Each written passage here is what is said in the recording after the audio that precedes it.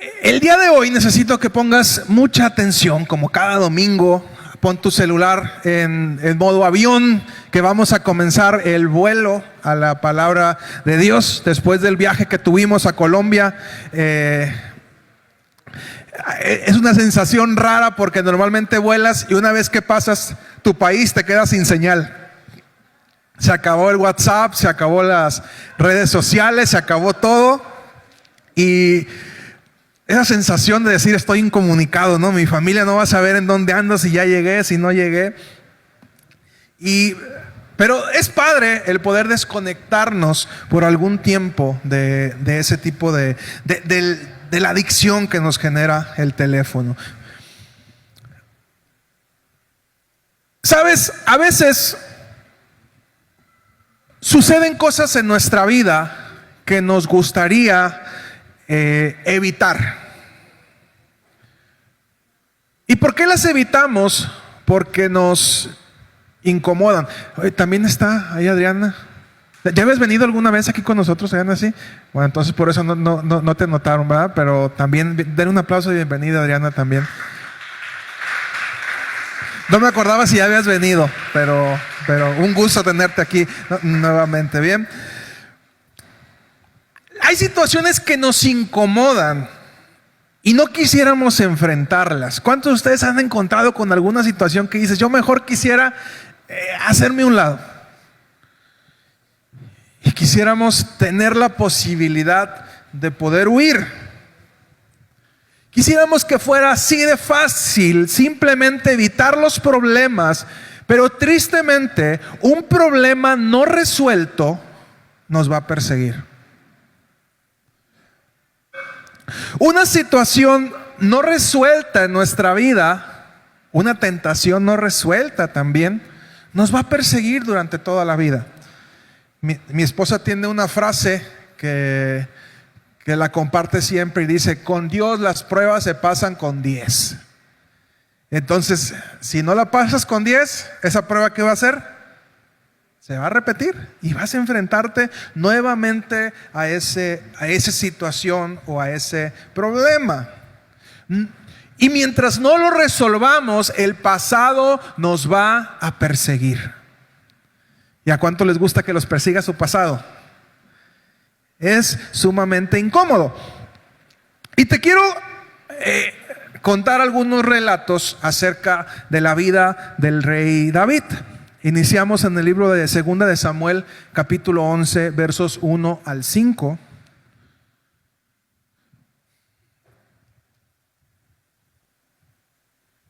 Vemos la vida del rey David durante su tiempo de pastor, su tiempo de músico, su tiempo de guerrero,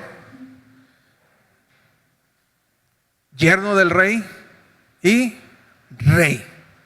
Conocemos seguramente toda su historia. Ya siendo rey, fue un rey sumamente poderoso en la región. Dios bendijo muchas de sus campañas, pero llegó en un momento donde el rey David ya no era tan hábil usando las armas, y su mismo ejército le dijo, rey, quédate ya en la ciudad, mejor desde ahí envíanos ayuda, porque si algo te pasa a ti se puede apagar la lámpara de Israel. Palabras del mismo Joab, que era el general de su ejército. Y en este momento en el que el rey David ya no tiene tanto que hacer, el ejército está en campaña, están luchando para conquistar una ciudad.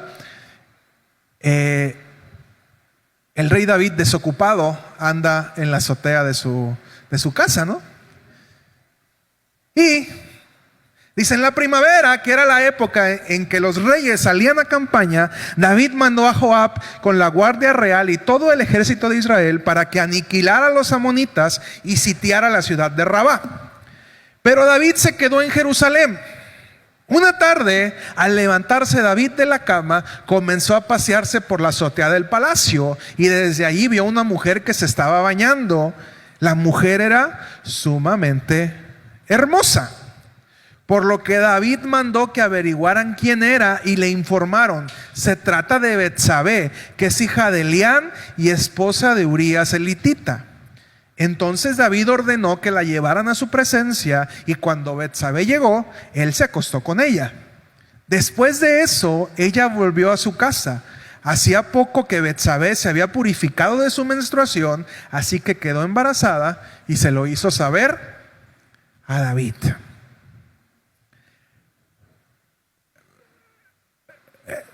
Muchos suelen poner a Betsabé como una víctima, pero estaba yo revisando algunos documentales al respecto y por lo que se menciona ahí, Betsabé también tuvo algo que ver en esta situación, ¿no?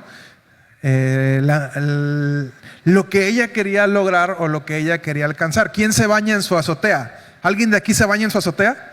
La azotea de su casa, ahí muy sepsi.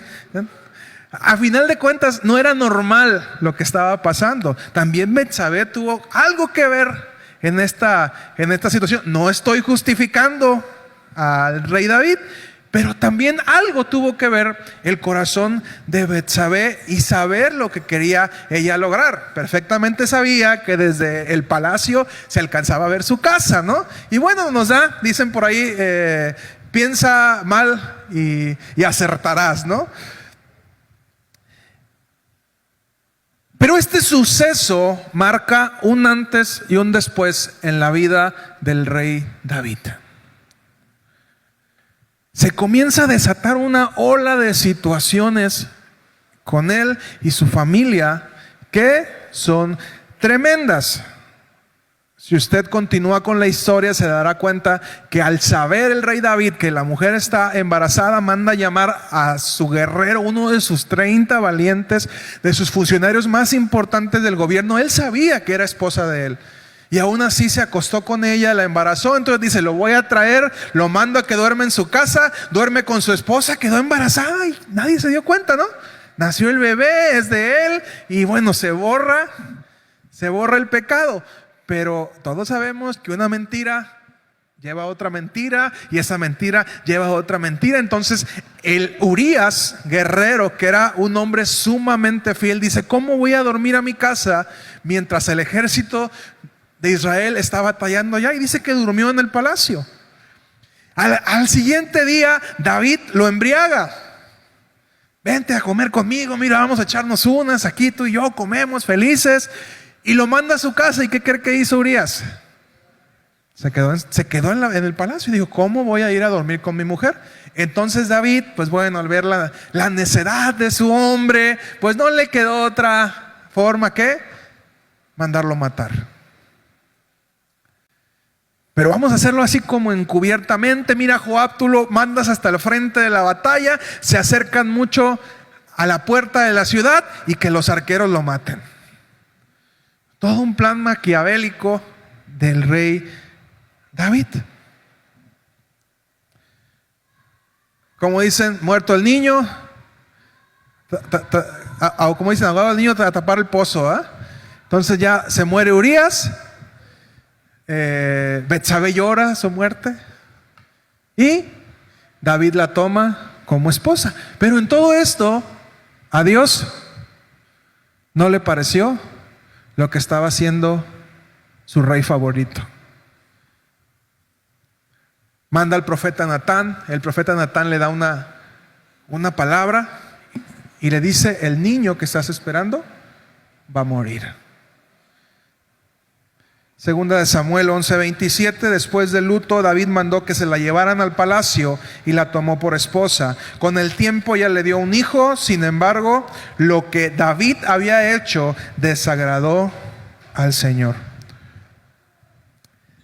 David abrió una puerta enorme en su familia, en el área sexual. Abrió una puerta enorme en su familia de traición, y abrió una puerta enorme en su familia de muerte.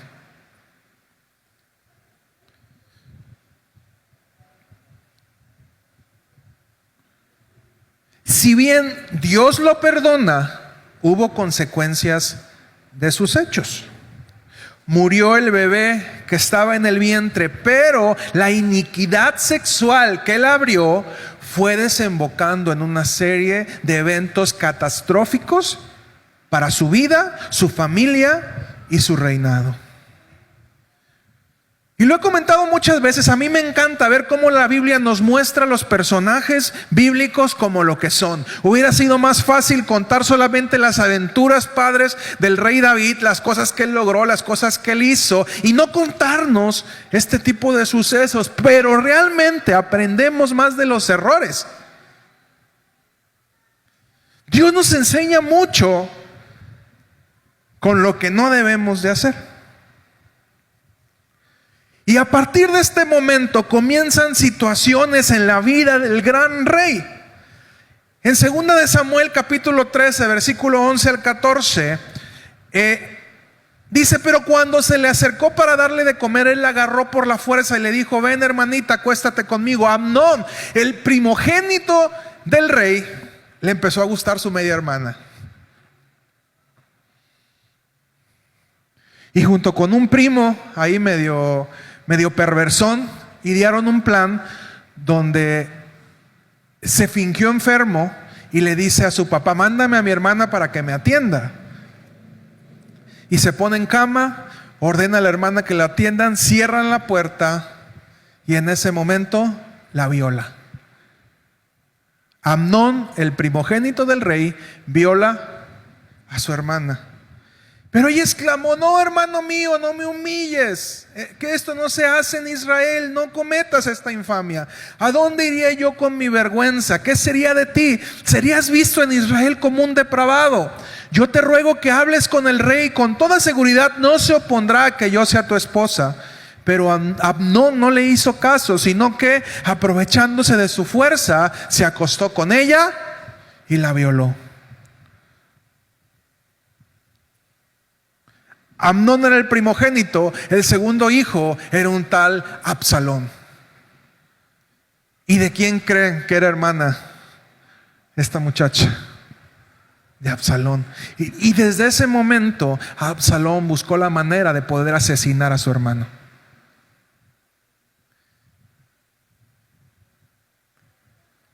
Le dijo a su papá: voy a hacer una fiesta, vamos a esquilar las ovejas. El esquileo de ovejas se hacía una fiesta, él tenía sus ovejas en Hebrón.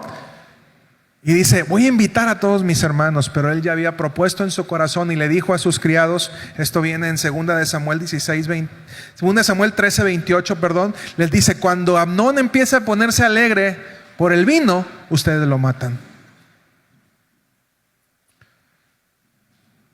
Tenemos entonces,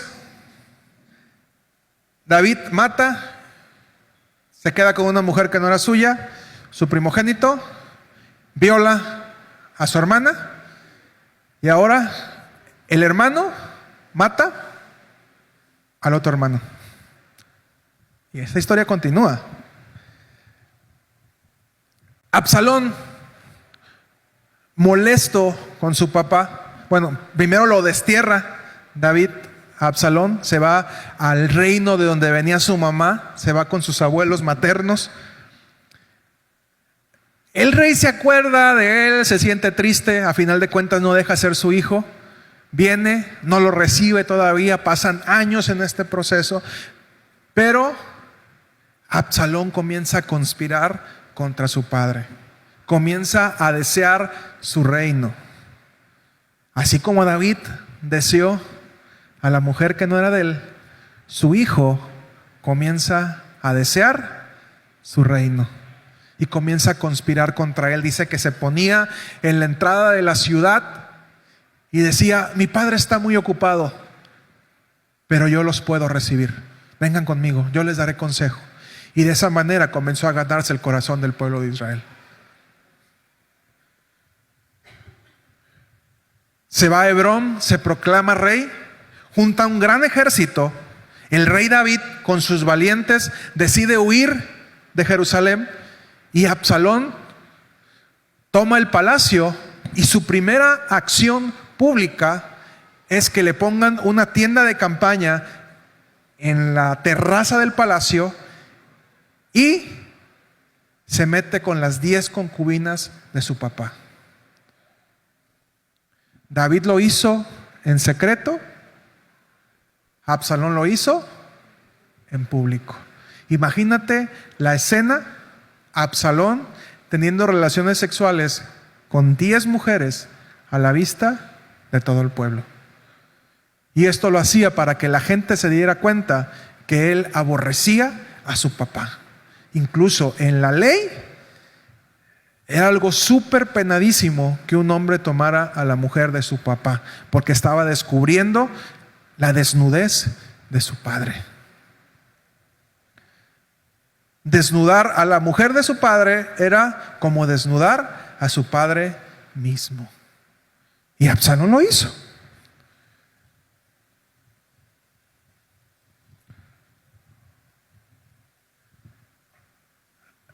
Absalón, después de la sublevación que tuvo, David, que era un hombre de guerra, hecho y derecho, curtido, manda a uno de sus hombres más fieles a que confunda el consejo de Absalón.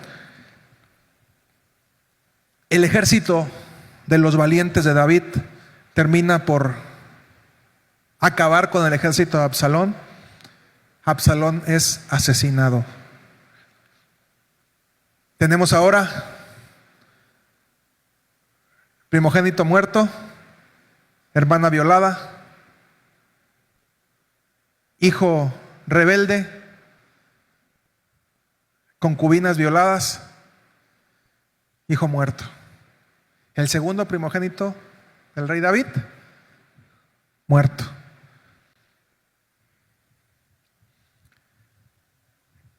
En Primera de Reyes 1, versículo 1 al 4, te voy a ir contando la historia. Para los que anotan lo pueden tener ahí. En los últimos años del rey David, dicen que ya estaba muy anciano y no tenía quien durmiera con él. Yo me pregunto, ¿y de todas las esposas que tuvo, no hubo alguna que decidiera estar con él en su vejez?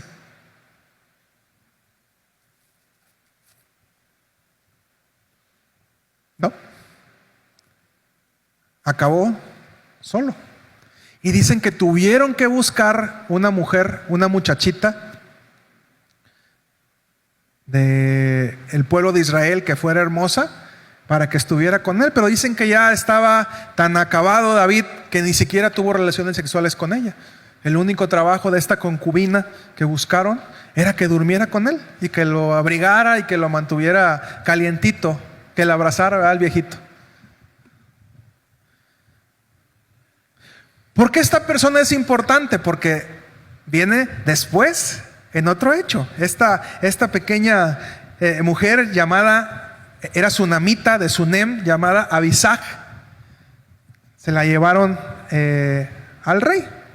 Y dice que la muchacha era realmente muy hermosa y se dedicó a cuidar y servir al rey, aunque el rey nunca tuvo relaciones sexuales con ella. Cuando ya ven al rey muy enfermito y muy viejito, el tercer primogénito dice, bueno, ya no está Abdón, ya no está Absalón, pues el que sigue soy yo, Adonías. Adonías, cuya madre fue Hagit, ambicionaba ser rey. Esto en Primera de Reyes 1, 5 al 7. Y por lo tanto se levantó en armas. Consiguió carros de combate, caballos y 50 guardias de escolta. Adonías era más joven que Absalón y muy bien parecido, como David su padre.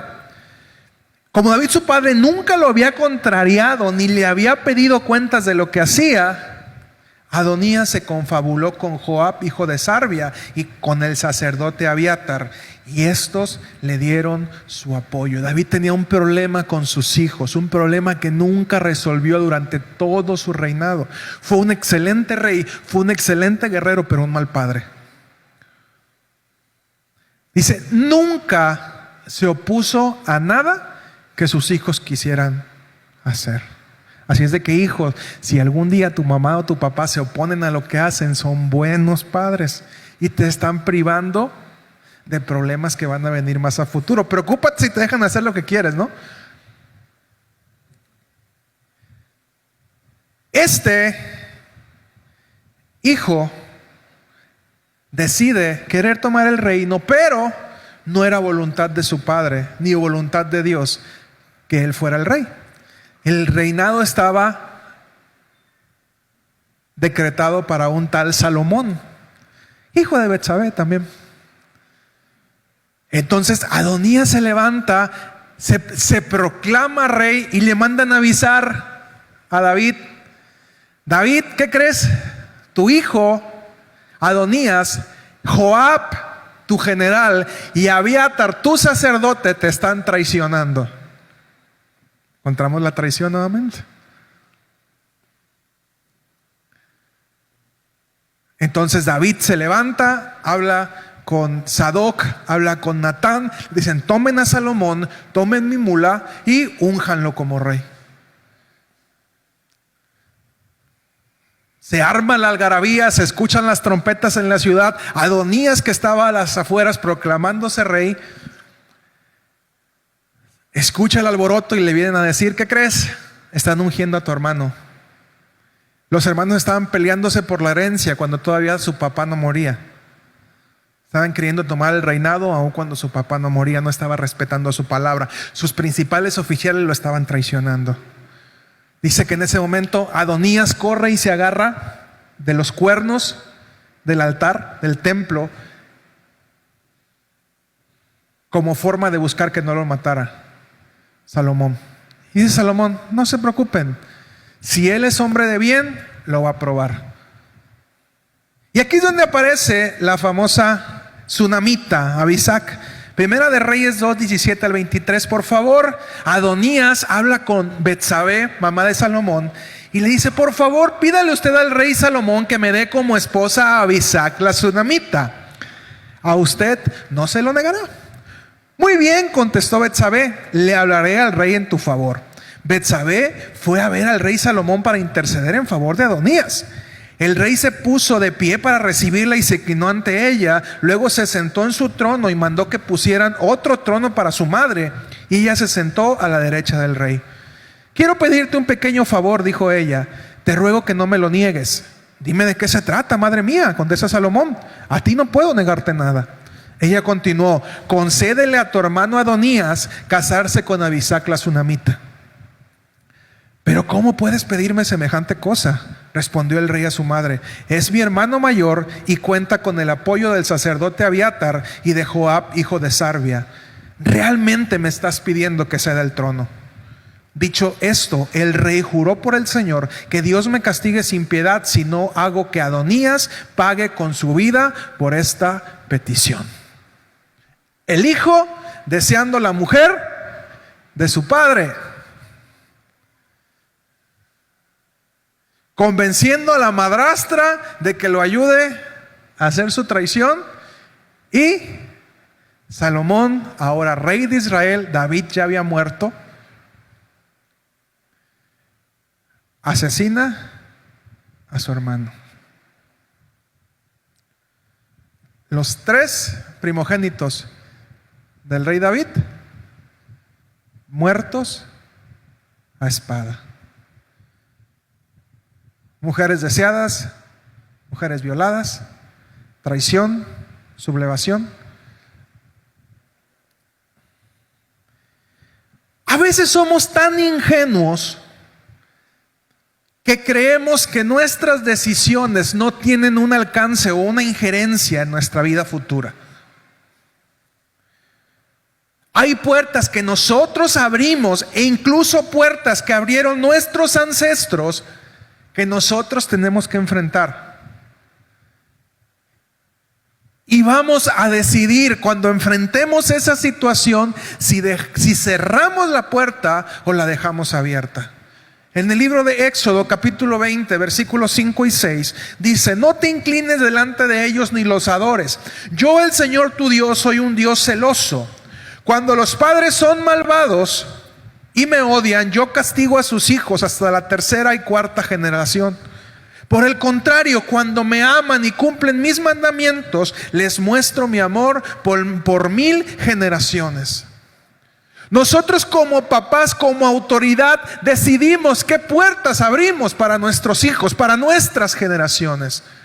Creemos muchas veces que el pecado termina en nosotros, pero no nos damos cuenta que dejamos puertas abiertas y que nuestros hijos van a tener que enfrentar esas situaciones.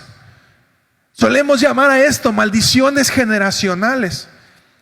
Y solemos creer que la forma en la que se rompen es orando y diciendo: ay, Señor, te pido que esto que pasó no suceda.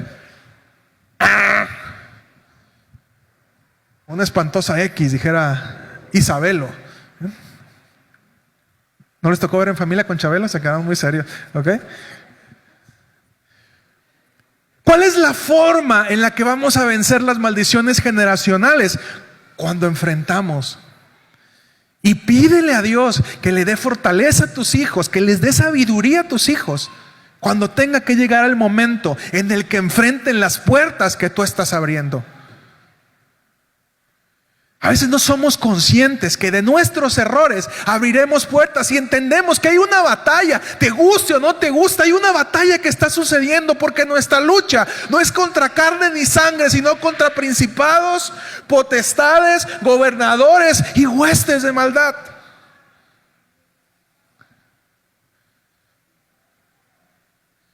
Una vez que estés consciente de esto, te la pensarías 2 veces para abrir puertas de pecado y de iniquidad en tu familia.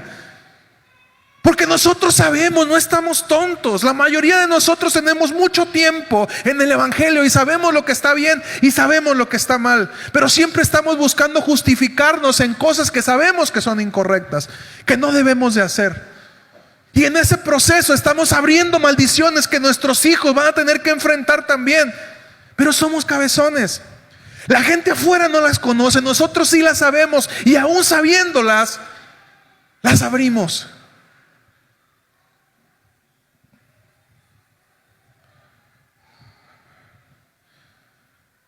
Yo siempre insisto que es importante que tú conozcas la historia de tu familia. Dice que el que no conoce su historia está condenado a repetirla.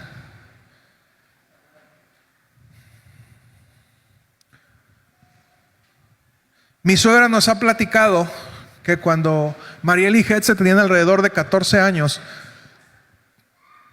ella se sentó y habló con ellas y les dijo: mija, por parte de tu papá hay una maldición muy fuerte.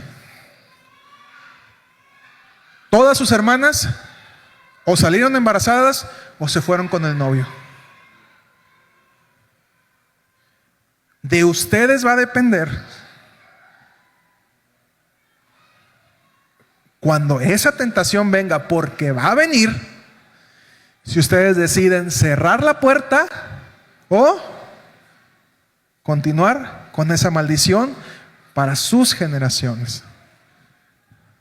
Porque hay principados, potestades, gobernadores y huestes de maldad que toman potestad de eso. Bendito Dios. No siguieron ese camino, ¿eh? Alabado sea el Señor. Pero muchas veces nos callamos cosas que nosotros sabemos que fueron incorrectas y no hablamos con nuestros hijos cuando viene la edad y decir: mi hijo, a tu edad yo hice esto, a tu edad yo fui cabezón, a tu edad tomé malas decisiones. Sin saber que de esa manera vamos a prevenir y vamos a dotar de herramientas a nuestros hijos para que enfrenten cuando esa tentación, esa maldición que nosotros irresponsablemente abrimos, se presente.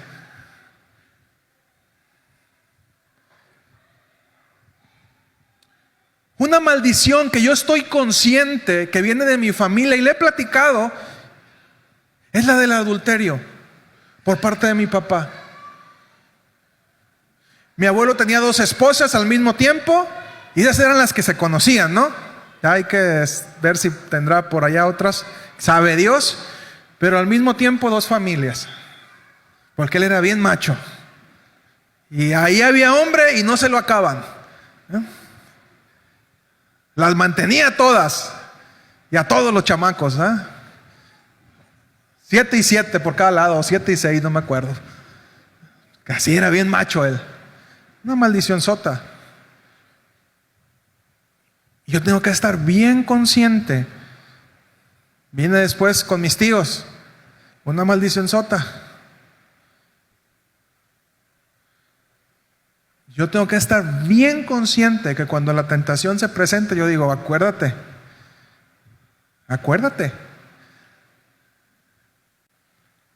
Porque es una puerta que mis ancestros abrieron. Y es un espiritillo que va a andar rondando la vida de tus hijos. Dice que en lo que avanzamos en la palabra, vete pensando en tus propias iniquidades. Las que abriste tú y las que abrieron antes de ti y las cosechaste también tú. ¿Conoces la iniquidad de tu familia?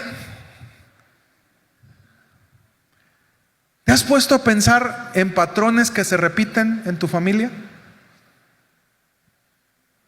Normalmente en una familia donde hay abusos sexuales, uno es abusado, ese que abusa de otro y se vuelve una cadenita. Donde hubo un borracho, se va generando una cadenita. Y tú dices, esa familia son borrachos, ¿por qué será? Porque hay, ¿qué les dije? Principados, potestades, gobernadores y huestes. Ponle el título que tú quieras ponerle: adulterio, fornicación, drogadicción, violencia, abusos.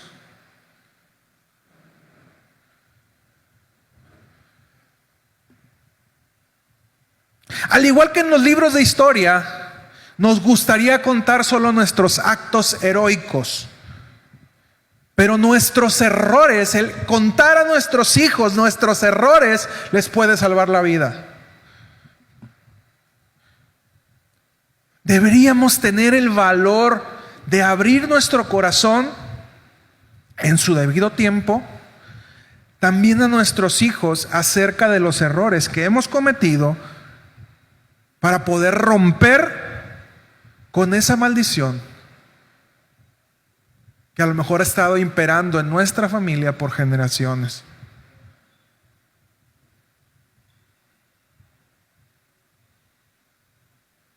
Si el rey David, siendo el hombre conforme al corazón de Dios, vivió las consecuencias de su pecado, las consecuencias de las puertas que abrió, que nos hace pensar a nosotros, simples mortales, que no nos pasará.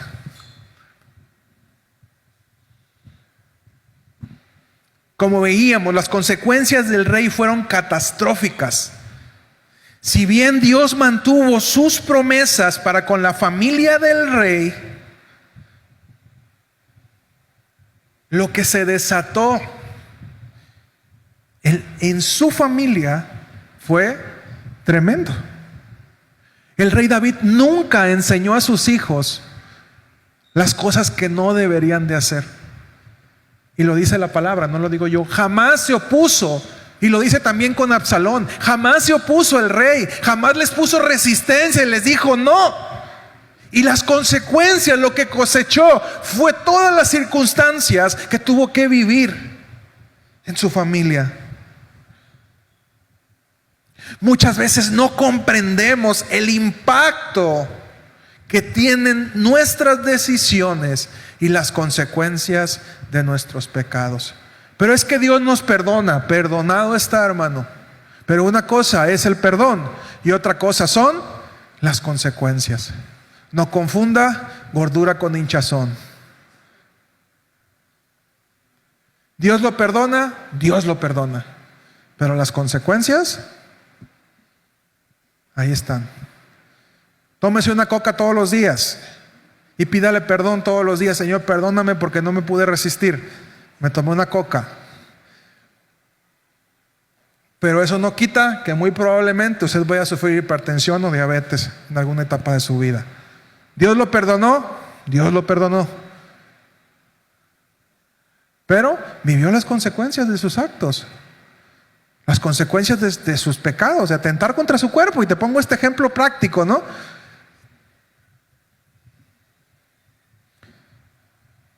¿Y cómo podemos hacer para detener esto? Usted puede decir, híjole, yo ya metí la pata un montón de veces y he abierto puertas que no quería abrir. Lo primero es estar consciente de nuestros pecados y pedir perdón por las cosas como son delante de Dios. Y estar dispuesto a cambiar. Señor, hasta este momento estoy haciendo algo que no es correcto. Perdóname y permíteme cambiar. A lo mejor vas a volver a caer, ir nuevamente delante de Dios y decirle, Señor, perdóname, reconozco mi error y ayúdame a cambiar. Segundo, estar consciente que la forma de romper con la iniquidad o la maldición es preparar a nuestros hijos para enfrentarla. Porque no es que quieras o no quieras, se va a presentar la posibilidad, la oportunidad. Y eso obviamente implica que podamos abrir nuestro corazón y decirles, aguas. El rey David jamás enseñó a sus hijos a decir, eso no lo puedes hacer. Imagínate, el hombre más poderoso de su país, el hombre más poderoso de la zona, ¿a qué tenían acceso a sus hijos? A lo que quisieran. Y tristemente, esto no acabó con Adonías. La incontinencia de David por las mujeres cosechó en algo nunca antes visto. Decía Julio el martes, ese sí fue el verdadero mil amores. Salomón, 700 esposas y 300 concubinas. Ese sí tuvo 1000 amores. A tal grado que su adicción por las mujeres pervirtió su corazón y de ser el hombre más sabio acabó amargado y triste y sobre todo alejado de Dios, ofreciendo sacrificios, asesinando a sus propios hijos, ofreciéndolos en sacrificios a otros dioses.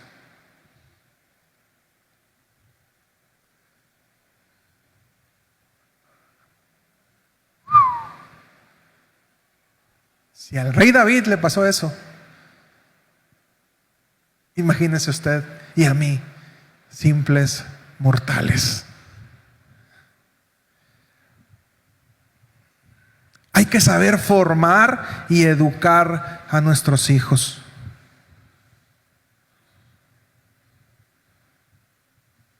La bendición delante de Dios era para el primogénito. Y no solamente perdió uno, sino 3. Y aún el corazón del hijo que eligió Dios para construir su templo terminó pervertido y alejado de él. Imagínate, ocupaba 3 años para recorrer a todas las esposas, ¿no?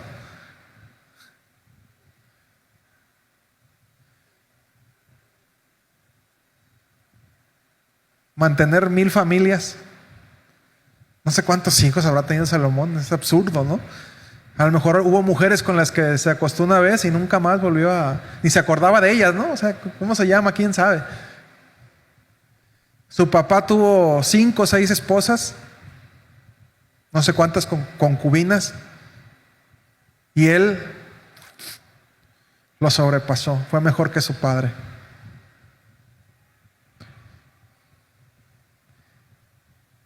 Creemos erróneamente que nuestras equivocaciones quedan para nosotros, pero no es así. Hay que estar conscientes de que estamos en medio de una lucha y peleamos por nuestras generaciones. No está mal abrir tu corazón a tus hijos, a su debido tiempo. También tenemos que estar muy atentos a las situaciones que vivimos. Por ejemplo, si fuiste abusado sexualmente, podrás identificar a una persona que está siendo abusada o que está en proceso de ser abusado.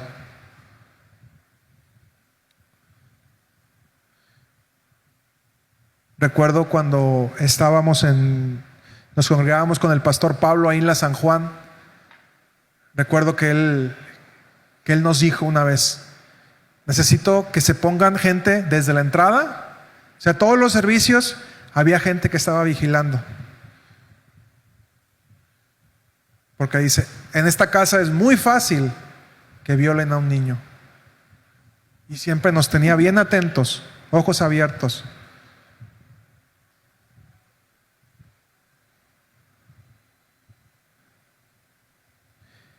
Si tú abusaste sexualmente de alguien, sabes cómo se pueden dar las cosas.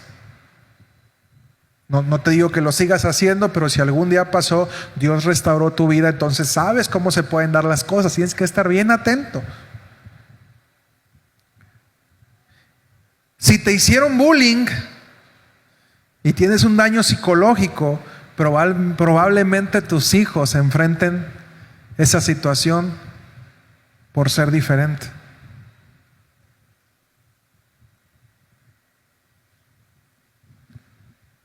Y sobre todo, recuerda que nuestra lucha no es contra carne ni sangre, sino contra principados, potestades, gobernadores de las tinieblas, huestes de maldad. Y en medio de toda esta lucha que se está viviendo, tenemos que estar conscientes, hoy más que nunca, de las puertas que se están abriendo y las puertas que tenemos que cerrar para nuestras generaciones.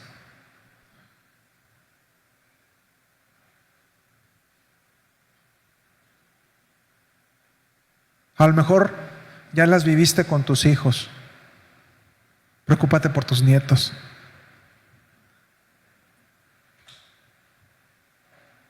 Tú dices, ay pastor, me llegó muy tarde esta palabra. Ya mis hijos repitieron mis errores.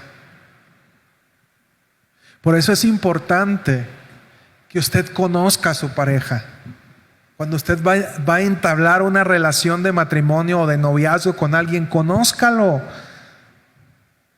Leíamos ahí en un libro que estamos trabajando con los tórtolos que se van a casar, que dice, no te cases con alguien si no conoces su verano y su invierno. ¿Qué quiere decir? Un año al menos en el que conozcas a la persona realmente como es.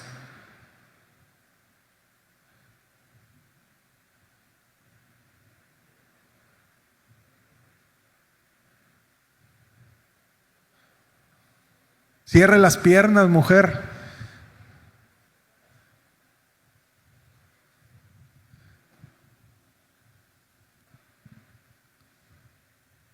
Dice Pablo, ¿verdad? Ese es el arma más poderosa que tienen las mujeres con los varones.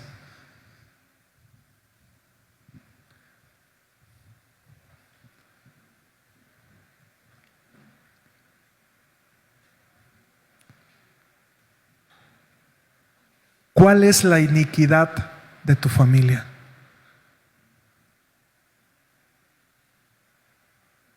Y no te lo estoy diciendo para que te sientas mal. Te estoy diciendo para que estés preparado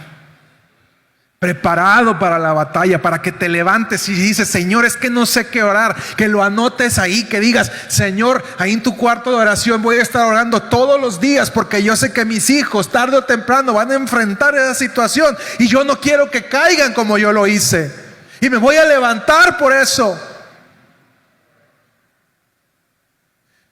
Si yo fui abusado, abusada, voy a orar para que mis hijos no les pase, pero voy a estar atentos de ellos. No los voy a dejar solos con nadie. Si yo caí en fornicación, voy a estar atento y voy a decirles: hijo, por favor, valora tu cuerpo. Yo les decía, estaba en una clase en mi trabajo y estaban dando acerca de los métodos anticonceptivos, y me paré y les dije: chicos, pueden usar el método que quieran, pero nadie va a cuidarte como te puedes cuidar tú mismo. Porque a la hora de la calentura a nadie le importa. Si la persona está enferma de la enfermedad que tú quieras, lo que menos le importa es cuidarte a ti. Nuestra juventud vive en esa etapa. Al que te vende la droga, lo que menos le importa es tu vida, que acabes loco, que acabes en la calle. Lo que menos le importa es eso, que vas a destruir tu familia, que vas a dañar a tus hijos. No le importa. A esa persona lo único que le importa es el dinero y lo que te va a vender y lo que te va a enviciar. Aunque te lo regale la primera vez, después te vas a convertir en su esclavo.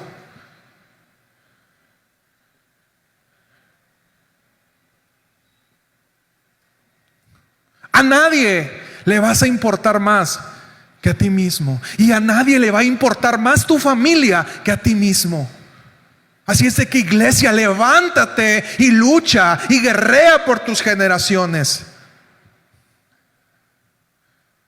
Levántate y abre tu boca, siéntate con tus hijas y dile: mija, yo cometí un error y mi error fue este. No lo hagas. A mí me hizo mucho daño. Atrévete a abrir tu corazón. Tú crees que tus hijos te van a menospreciar, pero no es así. Te van a valorar más porque vas a mostrar auténticamente quién eres.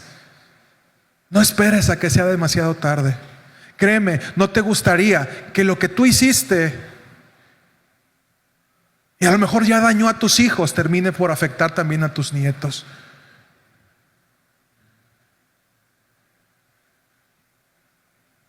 Sé sabio, Betel. Sé sabio, Betel.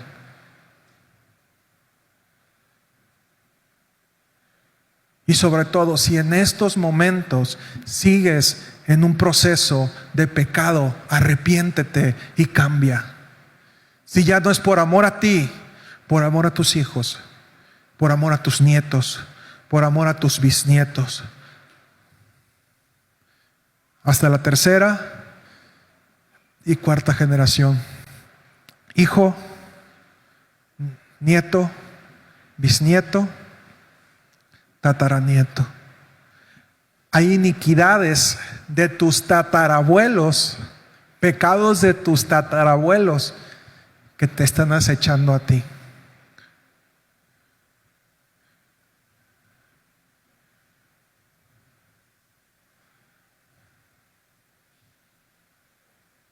No lo digo yo, lo dice la Biblia. Ok, para que te diga el pastor, lo dice la Biblia.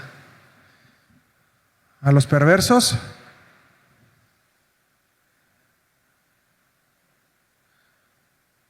hasta la cuarta generación. Abusado. Te vuelvo a hacer la pregunta: ¿cuál es la iniquidad de tu familia? ¿Ya la identificaste? ¿Cuáles son los pecados que tú abriste?